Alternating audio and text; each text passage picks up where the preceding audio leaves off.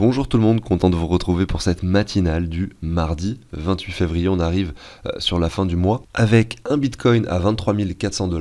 Aujourd'hui justement, on va parler rapidement du Bitcoin et de sa configuration actuelle, voir ce qu'il se passe. Le graphique en mensuel pour voir les prévisions de la clôture de ce soir. Est-ce qu'on casse un niveau important ou non? Vous allez voir, c'est très intéressant. Et ensuite, on ira voir d'autres éléments et je vais vous donner mon opinion sur le marché aujourd'hui. Qu'est-ce qui pourrait se passer au mois de mars et dans les 6 mois qui viennent sur le prix du Bitcoin. Et puis, sur cette matinale, on va justement aller voir les grosses capitalisations. Donc, après avoir parlé du Bitcoin, on ira voir l'Ether, le Binance Coin, ADA Cardano OKB qui surperforme ce marché, bien sûr, c'est le token de la plateforme OKEx, le Dogecoin, Matic et Solana. Donc on fait pas mal de crypto aujourd'hui.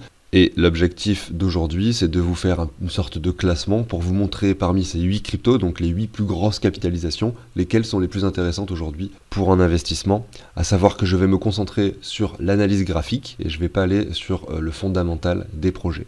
Ceci étant dit, je vais vous passer la petite introduction. Pensez à l'abonnement, au like si le contenu vous plaît. Moi, je vous dis à tout de suite.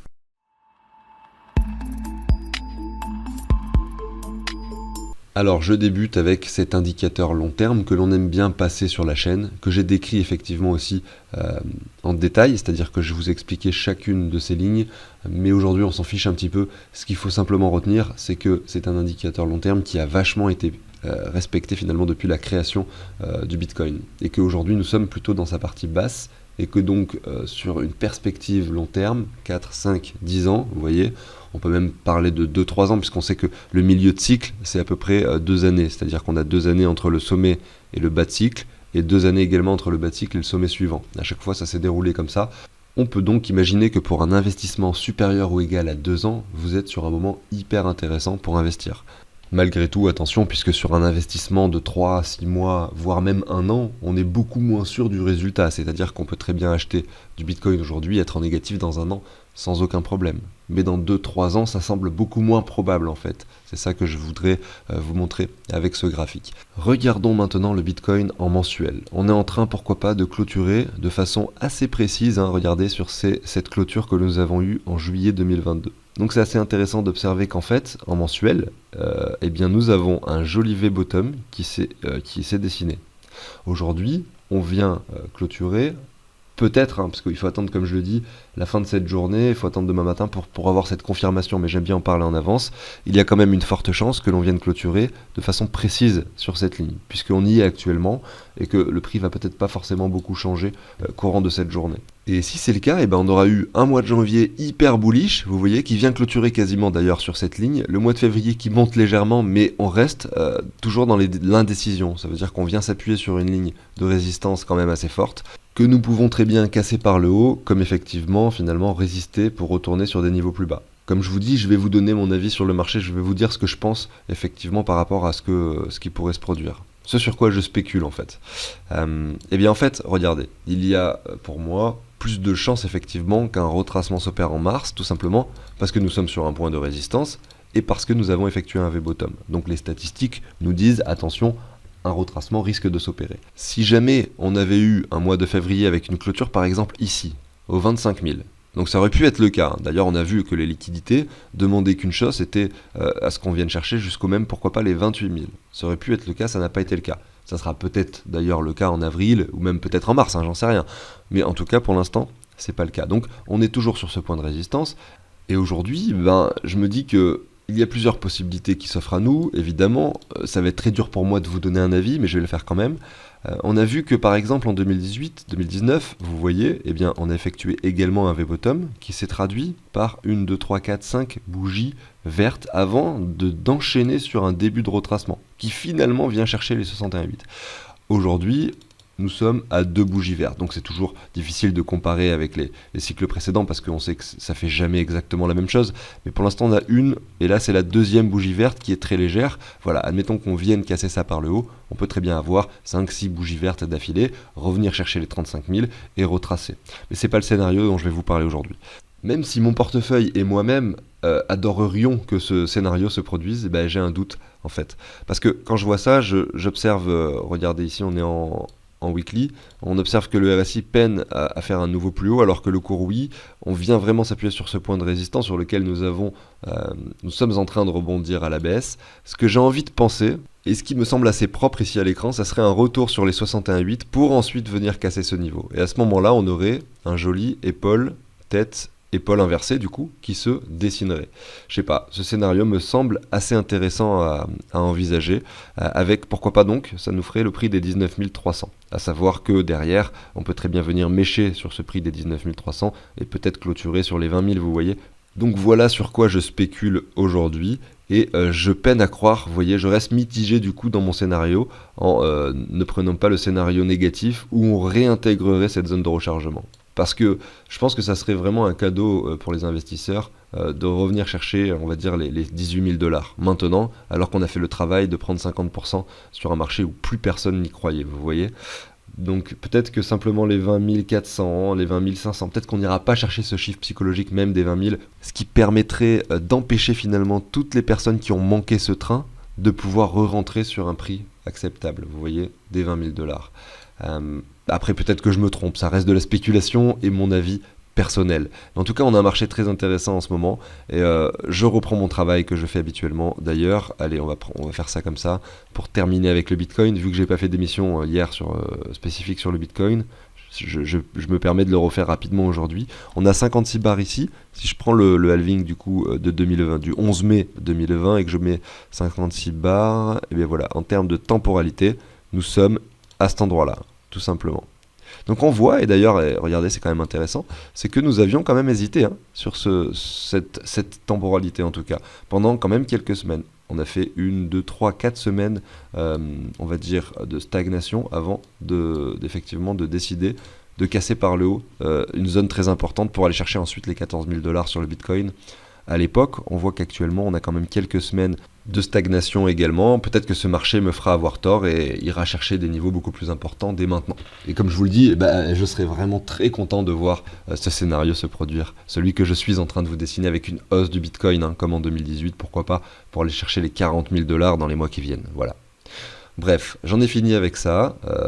C'était la petite pause Bitcoin. On va enchaîner maintenant avec les autres cryptos, donc les 8 plus grosses capitalisations, pour essayer de voir graphiquement parlant lesquelles sont intéressantes pour un investissement. Et donc on va essayer ensemble de les classer par rapport à leur graphique. Donc déjà vous voyez que le Bitcoin se trouve sur les 23 000, a eu une performance du coup de 50%, est toujours sur une tendance baissière par rapport au dollar. On attend la reprise, donc ça c'est le cas du Bitcoin. Et sur l'altcoin dominance, on a vu également qu'on était assez bas sur le graphique. On le voit, on est revenu sur des niveaux quand même assez intéressants. Ce qui veut dire que ça peut être pertinent aujourd'hui d'aller investir plutôt dans les altcoins que dans le Bitcoin. Mais malgré tout, d'avoir un portefeuille mitigé, composé un petit peu de chacune des cryptos que effectivement, par exemple, du top 20, du top 50 que l'on souhaite obtenir, j'en sais rien, en ayant peut-être un peu plus d'altcoins en ce moment parce que l'altcoin dominance est basse, mais le jour où vous allez avoir des altcoins qui explosent tout et qui font des performances extraordinaires, plutôt faire l'inverse, aller se réfugier désormais dans le Bitcoin, etc. etc. Donc le classement que je vais vous faire, il aura le mérite d'exister, mais en aucun cas ça voudra dire que si par exemple je vous place, admettons, Solana en numéro 1, parce que c'est celui qui a le plus joli graphique, ça ne veut pas du tout dire qu'il faut aller mettre tout son argent dans Solana. Voilà, ça reste important de bien comprendre qu'on diversifie et on jongle avec les pourcentages finalement que l'on possède de chacune des cryptos tout simplement pour essayer de jouer sur les vagues. Mais on ne peut pas du tout prédire ce qui va se passer à l'avenir. Alors je commence avec l'Ether, tout d'abord par rapport au dollar. On a eu cette chute énorme en 2022 comme la plupart des cryptos. On latéralise depuis le mois de juin. Donc le graphique est plus joli que celui du Bitcoin ici. Pourquoi ? Parce qu'on ne fait pas de nouveau bottom, vous voyez, en novembre 2022, alors que le Bitcoin, lui, est venu chercher les 16 000. On a vu tout à l'heure que je vous avais montré cette épaule tête-épaule qui était peut-être possible, mais là on voit que c'est pas du tout la même chose sur l'Ether, on vient pas de faire de nouveau plus bas. Au contraire, c'est même très joli, on est venu retester la zone de rechargement, on attend qu'une chose, c'est la cassure maintenant, et cette confirmation qui semble ne pas venir d'ailleurs. Et si on reprend les performances récentes, donc du coup entre ce bottom et les niveaux actuels, on est à 50%. On n'a pas beaucoup plus performé que le Bitcoin finalement, peut-être même un peu moins. Donc voilà, ce graphique, pour l'instant, je le place dans la catégorie des cryptos où effectivement, on a toujours cette possibilité effectivement de revenir entre les 1300 et les 1200, cette zone de rechargement, puisqu'on est dans ce triangle qui est joliment dessiné ici, qui est en compression. Donc pourquoi pas aller tester le bas du triangle tout simplement. Voilà, ça c'est vraiment ce qu'on voit sur l'Ether actuellement, et pour un investissement, ça peut être intéressant de privilégier cette zone de prix. Donc c'est peut-être pas la meilleure crypto, en tout cas ça sera probablement pas la numéro 1 que je vais mettre dans mon classement, l'Ether. On va aller voir quand même son graphique par rapport au Bitcoin. À chaque fois, je vais vous faire donc les deux. Et par rapport au Bitcoin, à contrario, elle est quand même pas mal en train de chuter depuis le mois de janvier 2023. Pour venir s'appuyer sur cette zone de support qu'on vient tester quand même à de nombreuses reprises et qu'on peut casser par le bas sans aucun problème pour aller chercher cette zone de rechargement. Donc attention quand même à ça. Ça reste une très grosse capitalisation, très intéressante d'en avoir dans le portefeuille. Je vous parle simplement du contexte actuel, vous l'avez compris. Maintenant le Binance Coin. Le Binance Coin, il a un graphique encore un petit peu plus joli que celui de l'Ether, parce que on a depuis juin 2022 quand même, regardez, une sorte de tendance haussière qui est en train de se dessiner. Malgré tout, on n'arrive pas à venir s'affranchir de ce niveau, donc c'est un peu pareil. On aimerait bien voir une réelle clôture s'opérer au-dessus donc des 350 $. Voilà, enfin là j'ai mis la ligne aux alentours donc des 330 $. Donc il faudrait vraiment qu'on vienne clôturer au-dessus de cette zone pour pourquoi pas imaginer un rallye haussier sur le Binance Coin. À savoir que derrière, on a aussi cette ligne de résistance qui sera très importante, mais c'est un petit peu plus haut, aux alentours des 500 $. Ça représente forcément, je pense, la zone de rechargement finalement. Vous voyez, ici, la zone de rechargement entre les 502 et les 586 $. Mais on voit que c'est pas encore d'actualité. Et honnêtement, ce graphique me plaît pas mal, et plus que l'Ether, je pense, pour un investissement. On va quand même regarder le Binance Coin par rapport au Bitcoin, pour observer un peu ce qui se passe. Et clairement, en fait, il est très très joli ce graphique, puisque il a été très très bullish, et il revient enfin sur des niveaux intéressants. On a eu un énorme W qui s'est construit pendant tout le bear market par rapport au Bitcoin, ici je le rappelle. On casse, on confirme finalement ce W. On vient chercher, alors si je prends un Fibo simplement qui récupère cette zone court terme, on est venu chercher au-dessus des 161,8. Si je prends le Fibo sur le plus long terme, on est venu chercher les 100%. Je vais pas le faire, et maintenant on retrace et on revient tester la neckline. On peut aller plus bas bien sûr, mais cette zone commence vraiment à nous faire de l'œil. Et là, quand je vois ça, je me dis, le Binance Coin c'est un bon investissement en ce moment en tout cas. Donc je pense que je vais le classer au-dessus de l'Ether clairement, par rapport à ce que je vois sur les graphiques. Au niveau de ADA Cardano, lui, on le voit par rapport au dollar, il est quand même beaucoup moins joli que l'Ether et que le Binance Coin. On nous dessine un V-bottom, on était sur une vraie tendance baissière, qui s'est transformée par quelque chose d'haussier début 2023, mais on reste assez haut après ça, vous voyez, c'est-à-dire qu'on a quand même ADA Cardano qui a pris ici, regardez, 50%, un peu comme les autres cryptos en termes de performance, sauf que le contexte plus global, il est quand même un peu plus baissier, en tout cas par rapport au dollar. Maintenant, par rapport au Bitcoin, on a ces différentes lignes que j'avais mises ici à l'écran. On est sur la fin d'une contraction, d'un joli triangle. Si on ne prend pas en compte cet excès ici d'euphorie du mois de septembre 2021, on est toujours dans ce triangle. Dans quel sens est-ce qu'il peut se traduire ? J'en sais rien, en tout cas, on sait qu'ils sont souvent cassés par leur ligne horizontale, même si la ligne basse n'est pas forcément parfaitement horizontale, on peut imaginer que là, il y a quand même des chances qu'on vienne le breaker par le bas, ce canal, parce qu'on vient s'appuyer dessus à de nombreuses reprises, qu'on est en plus de ça sur une tendance baissière, et derrière vous avez le niveau suivant qui est quand même beaucoup plus bas par ici, donc attention à ça, Cardano, il me semble pas forcément... En fait, ça me semble assez risqué, quand je vois le graphique, d'aller mettre une grosse somme dedans aujourd'hui, même si on sait très bien que peut-être c'est la fin et qu'en fait on va juste faire une petite excursion en dessous pour enfin latéraliser, dessiner un W. À ce moment-là, je vous dirai plus la même chose. Mais là, actuellement, juste le graphique qu'on a à l'écran n'est pas forcément très joli pour ADA Cardano, malheureusement. Et j'en ai beaucoup dans le portefeuille quand même, une certaine somme. Ça reste une très forte crypto, très fortement capitalisée. Mais voilà, elle va pas être forcément très élevée dans mon classement. Maintenant, OKB, OKB, je vais le faire assez rapidement. Parce que par rapport au dollar, on voit que on est sur un sommet. On est sur un sommet. OKB a pris 500% depuis finalement le mois de juillet 2022, donc c'est juste énorme. Il nous a même dessiné un joli W, donc moi ce à quoi je m'attends c'est clairement un retracement, et ça va pas du tout être dans mes top crypto à privilégier pour un investissement maintenant. Donc pour l'instant je garde par rapport à ce qu'on a vu jusqu'à maintenant, donc on en a fait 4, le Binance Coin en numéro 1. Regardez, si je prends un Fibo qui récupère toute cette hausse, finalement, même le retour sur cet ancien sommet ne matérialiserait même pas les 38,2. Il faut vraiment attendre soit effectivement que cette crypto continue de monter pour venir ensuite retester cette ligne, soit le retracement qui s'opère dès maintenant avec un retour sur les 28 à 20 $. Vous voyez, mais là 50 $ pour ce token, ça me semble un petit peu élevé, d'autant plus que là on est sur un all-time high, donc probablement à ne pas privilégier. Maintenant, si on le regarde par rapport au Bitcoin, évidemment inutile de vous dire que c'est encore pire et que forcément cette crypto est en train de surperformer ce marché en ce moment. Le RSI commence à dégonfler, mais on voit que c'est encore léger, donc il a peut-être encore une jolie perspective de hausse à l'horizon, monter jusqu'aux 80 $, c'est possible, voilà, tout est possible, mais on voit que le RSI commence à dégonfler depuis que nous avons touché cette zone de prix. Donc plus ça va dégonfler, et plus la probabilité pour avoir un retour violent et puissant sera à privilégier. Voilà. Ça c'était pour OKB. Je vais continuer maintenant avec le Doge. Donc le Doge, on est par rapport au dollar. Ben regardez, il a un graphique plutôt sympathique lui, parce que il avait touché un sommet donc très important aux 76 centimes. Le retracement également a été très important. On observe quand même une réelle prise de valeur parce qu'on est sur des niveaux plus importants qu'en 2020. On est revenu réintégrer cette zone de prix, vous voyez, qui date de janvier 2021. On voit que le cours résiste sur cette zone de prix. On est venu le chercher une fois, deux fois. Là, jolie performance, et on revient chercher des niveaux, regardez, intéressants, puisque là, on a cette ligne, alors je vais mettre une demi-ligne comme ça, qui représente, regardez, cette cassure du W, on vient la tester une fois, on vient réintégrer la zone en dessous, on est à nouveau dessus aujourd'hui sur les 82 centimes. Donc ouais, ce graphique est assez joli pour le Dogecoin, même si c'est un meme coin et que c'est pas les cryptos que j'apprécie particulièrement, je dois admettre que son graphique est très propre. C'est pour ça que d'ailleurs j'en ai parlé assez souvent sur la chaîne ces dernières semaines.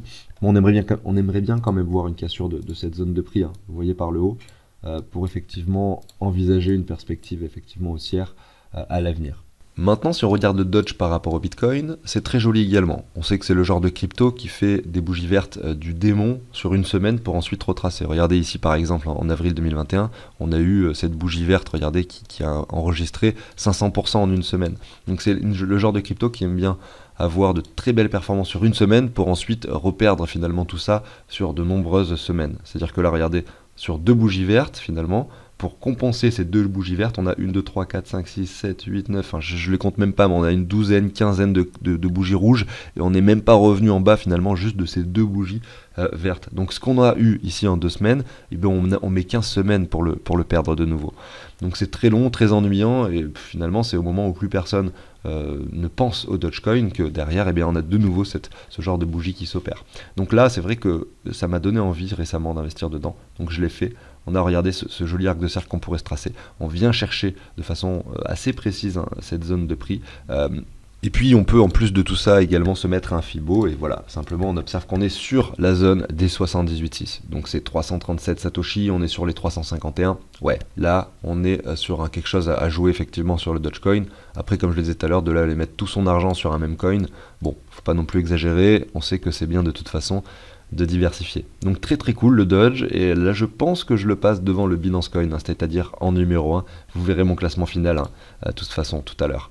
Maintenant regardons Matic. Donc Matic par rapport au dollar, bon ça va être vite vu je pense, on est quand même très très haut, 1,20$. On avait touché donc les 1,50$, on avait vu ensemble que nous étions sur un fort point de résistance, on retrace maintenant.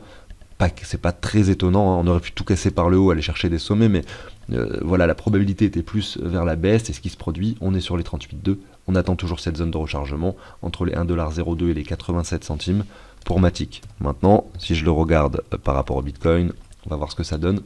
Alors, je suis passé en weekly ici, mais on a un canal en expansion, vous voyez, on est plutôt sur le haut du canal. Alors, on peut aller venir s'affranchir de tous les niveaux et tout péter, c'est toujours pareil.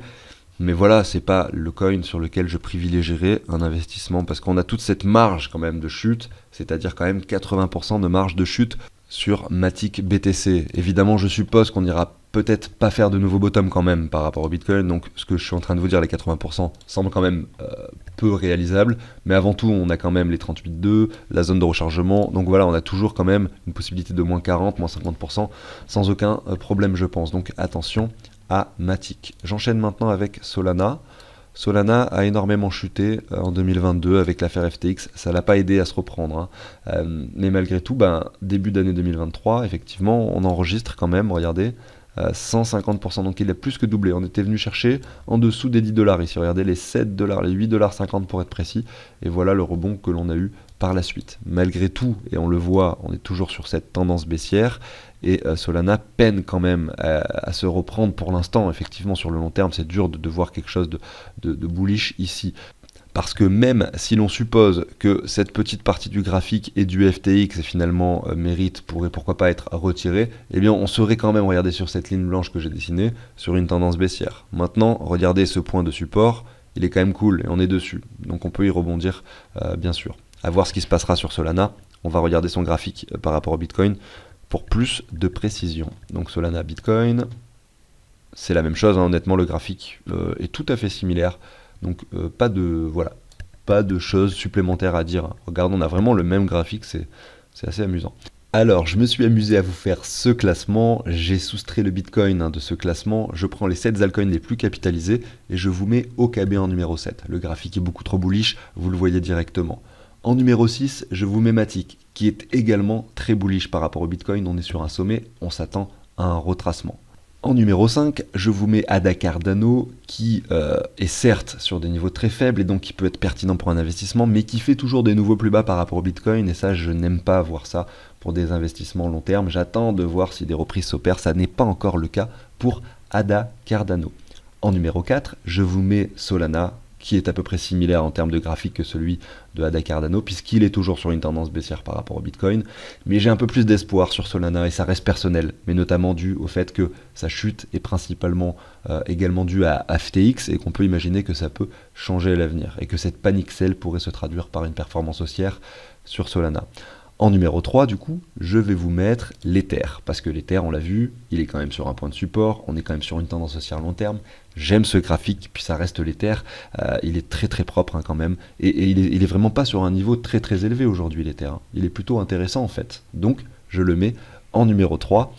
En numéro 2, vous avez le Binance Coin, parce qu'on revient, il y a encore 3 mois de ça, voilà, le Binance Coin, je vous l'aurais mis en numéro 10, quoi, enfin en numéro 7, j'aurais mis dernier, mais aujourd'hui on revient sur une zone de résistance importante. Donc voilà, le Binance Coin me semble très intéressant désormais pour un investissement. Le graphique parle de lui-même, il est très joli. Et pour finir, en numéro 1, je vous mets le Dogecoin, voilà, parce que je trouve ce graphique extraordinaire, et si j'extrais finalement le fait que ce soit un même coin, et que voilà, je pense que au graphique, parce que c'est le but de cette émission d'aujourd'hui, eh bien je vous positionne le Dogecoin en numéro 1 sur ce top 7 des altcoins. Voilà. Enfin, je me suis mal exprimé, le top 7 altcoins en termes de capitalisation, classé par finalement les investissements qui sont les plus intéressants par rapport à ce que l'on voit uniquement sur les graphiques et pas au fondamental des projets. Je pense que vous avez bien compris mon raisonnement. Dites-moi si ce type d'émission vous plaît, si ce genre de classement vous plaît, parce que je peux l'imaginer et je peux le faire avec plein de façons différentes, avec d'autres altcoins. Ça peut être également par secteur, ça peut être par... Voilà, je peux imaginer vraiment beaucoup de choses avec ce genre et ce thème de vidéo. Donc n'hésitez pas à me dire si ça vous plaît. Je vous souhaite une excellente journée, je vous dis à très bientôt sur la chaîne. Ciao tout le monde.